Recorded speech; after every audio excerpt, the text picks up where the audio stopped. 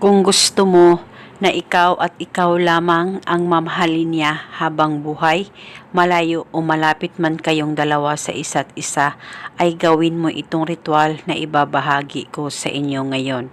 Ito'y napaka-epektibo at napakadali pong gawin at paniguradong ikaw at ikaw lamang ang mamahalin niya habang buhay. Basta itong ritual ay gawin sa tama, gawin sa mabuti at hilingin ng buong puso. Pwede mo ito gawin sa kahit na anong araw o oras na gusto mo. Ang gagawin mo lamang ay kumuha ka ng buti. Maliit na buti na may takip ay pwedeng gamitin. At pagkatapos ay kumuha ka ng papel at panulat. Isulat sa papel ang kanyang tunay na pangalan at apelido ng 3 beses. At pagkatapos mo nang masulat ang kanyang pangalan, ay i-roll ang papel.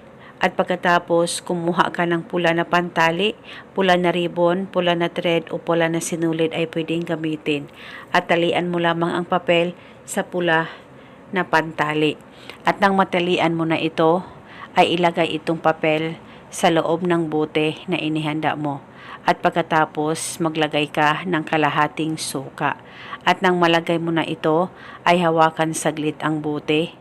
Mag-focus at mag-concentrate ka, ilapit ito sa baba mo at ibulong mo ang mga salitang ito.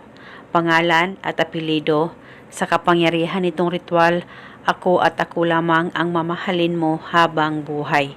Ibulong mo lamang ito ng 3 beses. Pwede ka magdagdag ng hiling kung gusto mo, wala pong problema. At pagkatapos ay takpan mo na ang bote at dalhin ito kahit saan ka man magpunta. At paniguradong habang buhay, magmamahalan kayong dalawa.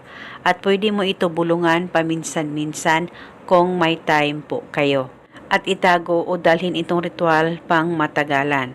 At eto muna sa ngayon, maraming salamat po sa panunood. May God bless us all.